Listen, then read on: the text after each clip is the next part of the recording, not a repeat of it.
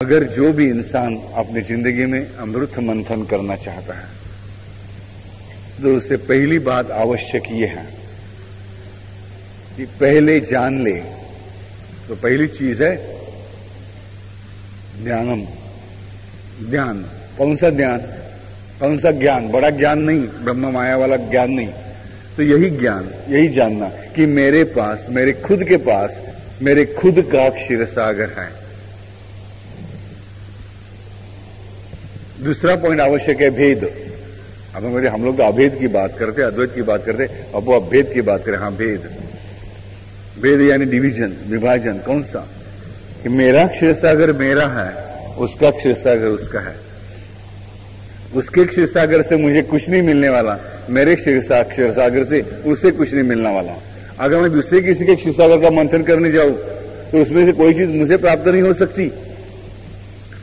यानी कि मैं दूसरे के किसी के नसीब का कुछ भी छीन नहीं सकता। ना मुझे कोई कर्जा भी दे सकता है, ना मैं किसी का छीन भी सकता हूं। ये ध्यान में रखो भाई। और वैसे ही मेरे नसीब में जो है वो कोई छीन नहीं सकता, कोई छीन नहीं सकता। मेरे क्षीर सागर से क्या उत्पन्न करना है ये मुझ पर निर्भर है। भगवान बैठा है सब कुछ देने के लिए, सारे रत्न देने के लिए, लेकिन प्रयास मुझे करना है। मैं प्रयास करके बिना ऐसे बैठ जाऊं, मेरी भाई खेती है 100 बीघा, कि मैं खेती नहीं कर रहा हूं तो क्या होगा? कुछ नहीं होगा, भूखे मरना पड़ेगा। वैसी हालत होती है। तो दूसरा पॉइंट है भेद जानना, ज्ञान। पहला पॉइंट है ज्ञान, दूसरा पॉइंट है भेद। यानी कि भाई क्षीर सागर मेरा, मेरा क्षीर सागर है, तुम्हारा क्षीर सागर तुम्हारा।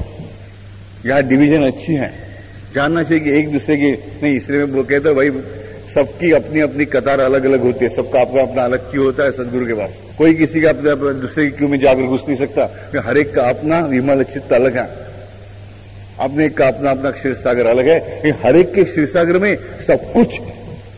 इसलिए बात क्या है? तो जिसका क्षीर सागर बड़ा है उसके पास, उसके लिए बात आसान है। क्योंकि जितना क्षीर सागर रहता है उतना ही बल रहता है। तुलसीदास जी को जो कहते हैं बात बहुत सोच कर उन्होंने कही है, बल बुद्धि विद्या देह मोहि। कारण जितने परसेंटेज में, जितने परमाणु में ये उनके पास क्षीर सागर है, उसी परसेंटेज में, उतनी ही मात्रा में उनके पास बल भी रहता है। जितना क्षीर सागर उसी परसेंटेज में, उसी मात्रा में बल। जिनके पास बड़ा क्षीर सागर उनके पास बड़ी मात्रा है, जो छोटा क्षीर सागर है उनकी मात्रा भी उससे भी बहुत छोटी है। प्रयास तो दोनों को करें कि एक के लिए प्रयास आसान है, एक के लिए कठिन है। और कठिन होने के कारण उसी के मन में ज्यादा विचार उत्पन्न हो जाए कि मैं असुरों की सहायता ले लूं, नहीं चलेगा। तीसरा पॉइंट जो है क्षीर सागर का मंथन प्राप्त करने के लिए, मंथन ठीक तरह से करने के लिए, अमृत पाने के लिए, 14 रत्न पाने के लिए, ये तीसरा पॉइंट जो है, और पॉइंट को, उस तीसरे पॉइंट को कहते हैं जराहरता। जला, हम हलाहल की बात कर रहे थे। जरा क्या बात है? कौन सा बड़े? जरा हरता। जरा यानी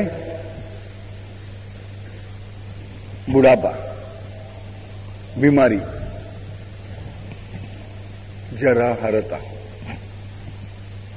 यानी बुढ़ापा जो विकलांग है उसे दूर रखना।